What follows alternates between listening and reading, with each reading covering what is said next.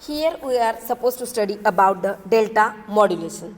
So it is a system in which if you compare with pulse code modulation, here we are sampling single bit at a time as compared with the pulse code modulation. So here we can say as delta modulator is transmitting only single pulse at a time, it will transmit that data in terms of binary output. So here we will get the output, that will be the digital, but here we are transmitting only one bit at a time, so we can say it will have simple hardware and it is less costly as compared to the PCM system. So here we will see about the block diagram of the delta modulations. Delta modulation system is consist of mainly three parts. These are nothing but transmitter, receiver and the transmission part, or you can say a channel. So here what we are saying, when we are supposed to use delta modulation, at that time we will use analog signal and we will convert that signal into a digital because for the transformation. So here firstly we will give that input analog signal and the feedback signal to the comparator. It will compare and it will give us the output, that will be a digital. So here we can see the diagram for the digital delta modulation transmitter and the delta modulation receiver. A diagram. So here we can see about the delta modulation transmitter, which will consist of sampling, comparator, which will compare input sampled message signal with the feedback signal. After that we are giving that output which will get from the comparator to the 1 bit quantizer and it will give to the encoder at the output. So we will get the encoding output which we can give to the receiver through the transmission path. So here when we are saying about the delta modulation transmitter, at that time M of n, we can say this as a sampled message signal. That signal will be a analog. We are giving that message signal to the comparator. After that what we are saying, we are giving that signal which we will give as the sampled. We are giving to the comparator and here we will get the signal that will be a MQN-1 which we are giving to the comparator. That is nothing but it is the difference between the current sample and the predicted version of the previous signal. So here we will give that to the comparator. Comparator will compare that signal, the difference between the current sample and the predicted version of the previous sample. It will compare and it will give that signal to the 1 bit quantizer. So here we can say M of n as a sampled input. So we can say that as a oversampled input. After that we will get the E of n which we will get from the comparator. We can say that as a output. Which output? We will take that output when we are comparing sampled message signal and the difference between current and the previous signal. So we can say that as a summer output, or we can say that will be the quantizer input E of n. After that we will get the EQ of n, that will be the quantizer output. That will be the quantizer output you can see here. So here we will give that quantizer output to the input as a encoder. So here when we will get the value MQN-1, that is nothing but we will get from the delay Z-1, Z raised to -1. So we can say that as a delay. So here we will get the input to the delay, that will be MQ of n. So we can say that is the input of delay and MQN-1, it is the output of the delay circuit. So we can say that is nothing but delayed by the one sampling time and we can give that to the comparator. So here we are saying MQN-1, it is the output of the delay circuit. So here when we are using the delta modulation transmitter, at that time you will get quantizer output, that is nothing but EQ of n equal to, how we will get? We will get that output from comparator. So here you will saying comparator is taking the oversampled input, that is nothing but m of n. So m of n minus mqn minus 1, that will be the output which we will get at the output of transmitter side. It means what? At the output of quantizer you will get EQ of n equal to m of n minus mqn minus 1. So here you will get the equations that will be the output which will get from the quantizer. We can say that will be the quantizer output. So after that, what we are doing here? We are using the accumulator. So we will get the accumulator version of the delta modulation output. So here we can say output is delay unit output, which is nothing but the EQ of n. We can say it is the accumulator output which will be lagging by one sample. So we will get here possible structure for the demodulator. So after that we are doing the encoding and we are giving that to the receiver from transmission path. So we can say here the delay unit output is an accumulator output which will be lagging by one sample, and we will get here the delta modulator. So we can see here we will get the delta modulator at the transmission path, and we will get now the delta demodulator that will be at the receiver section. So now you can see in the diagram B, delta modulation receiver section. Now we are having the quantized output, or you can say the delay output, that will be EQ of n equal to m of n minus mq n minus 1. So now delta modulator will consist of the low pass filter, a summer is nothing but when you are taking the summation.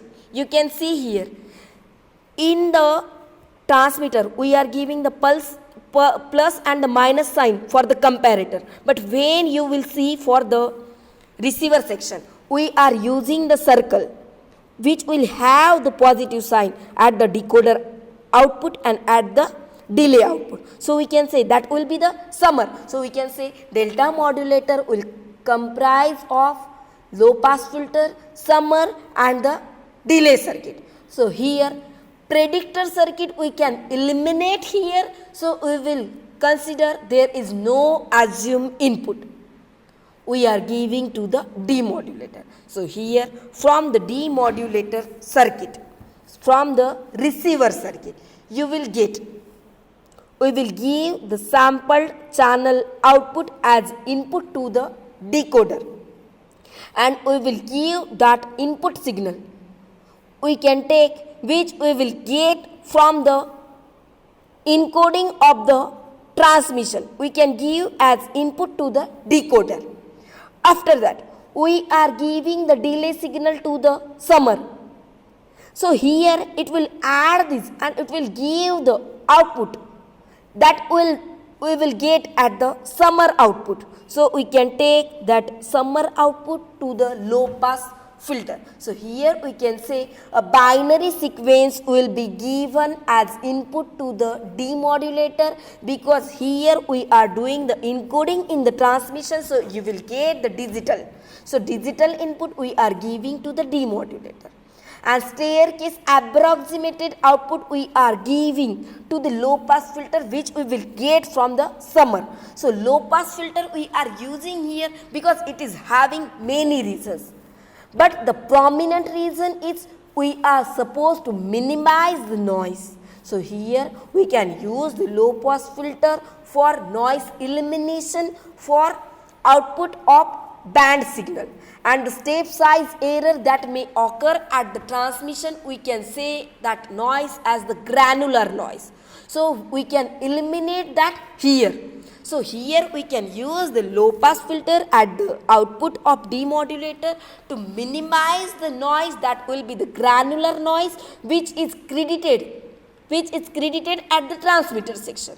So if there is no noise present at that time, we can give modulator output that will be equal to the demodulator input. And if we are having the noise at that time, we are supposed to use the low pass filter to minimize that granular noise which is credited at the transmitter section. So if you see, we are having here, we are using the delta modulations, which will have lots of advantages over the delta modulation is having lots of advantages over the pulse code modulations, because here we are using 1-bit quantizer. Here we are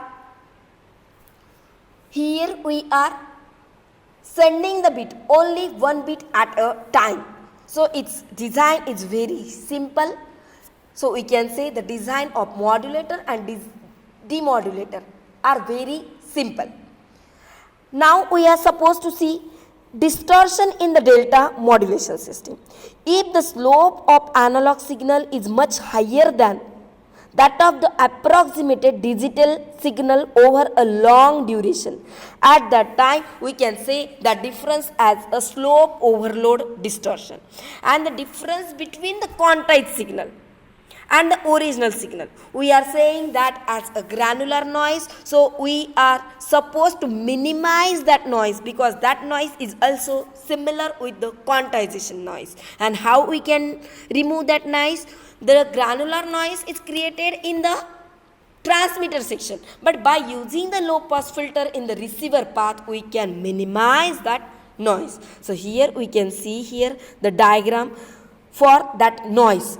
Two types of quantization error here occur. These are nothing but the slope overload distortion and the granular distortion. So here when we are doing the delta modulation, at that time you can see we will get the slope overload distortion, and we will get here the granular noise also, because if you see, as compared to the staircase approximated, we will get the binary output which we will give as input to the demodulator, and we will get the staircase approximated output we are giving MQ of t to the low pass filter, just because of this distortion, the granular noise and the slope overload noise. So these noises will get removed here by using the low pass filter. So here we are saying we will occur the distortion. These are nothing but granular noise and the slope overload. So here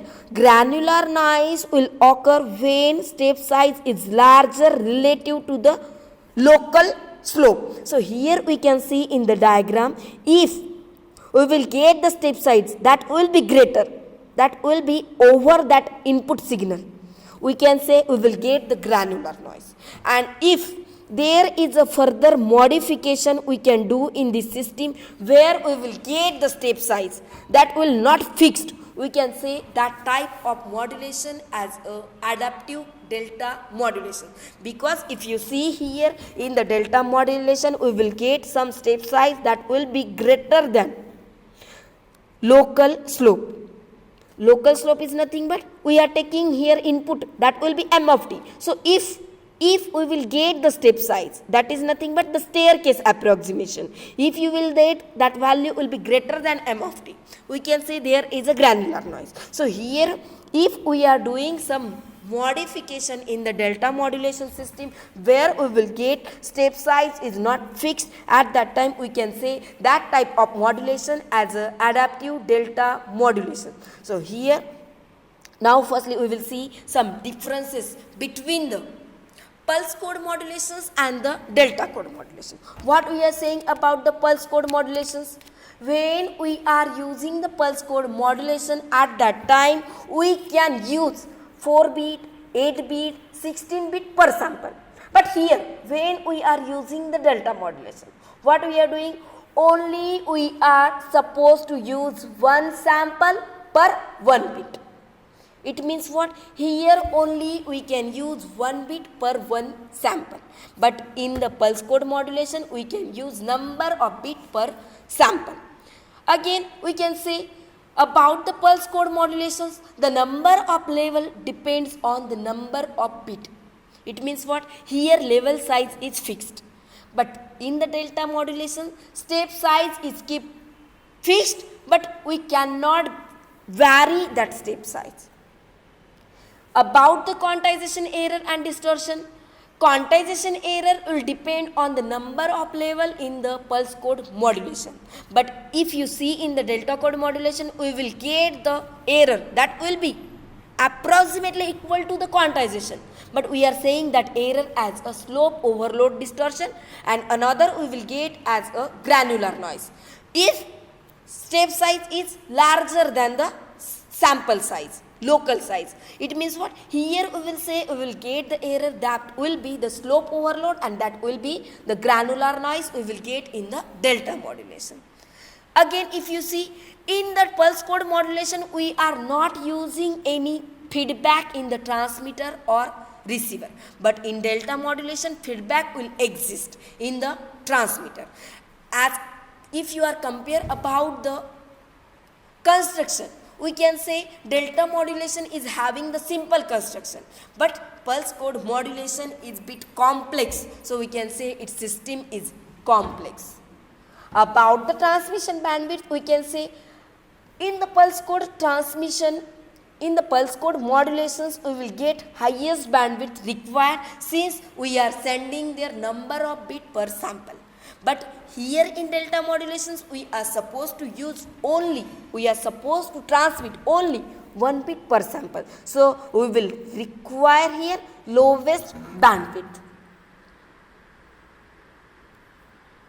So here we can say when we are using the pulse code modulation, at that time we are supposed to rework the signal on analog signal, and we are supposed to convert that analog signal into a digital.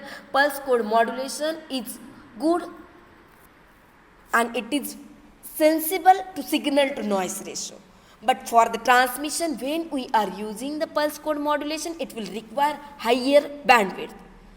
And if you see the construction, pulse code modulation is split into 3 elements. These are nothing but transmission at transmission end, transmission path, and receiver at the receiver end.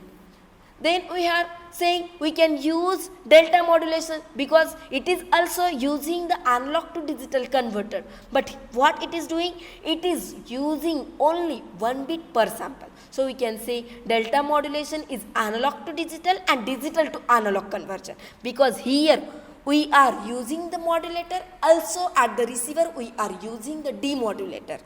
So delta modulations we can use because it will give us higher signal to noise ratio. It will uses only 1 bit per sample. So we can say it uses 1 bit pulse code modulation code to realize the data transmission of the analog signal. With the delta modulation, instead of transmit a coded illustration, we can transmit solely 1 bit per sample. It means what? Whether or not the sample is large or the smaller than previous sample, it is the best to use the simple type, that will be the delta modulations, which will be very simple than the pulse code modulations, because here only we are supposed to send 1 bit per sample. Adaptive delta modulations we will see in the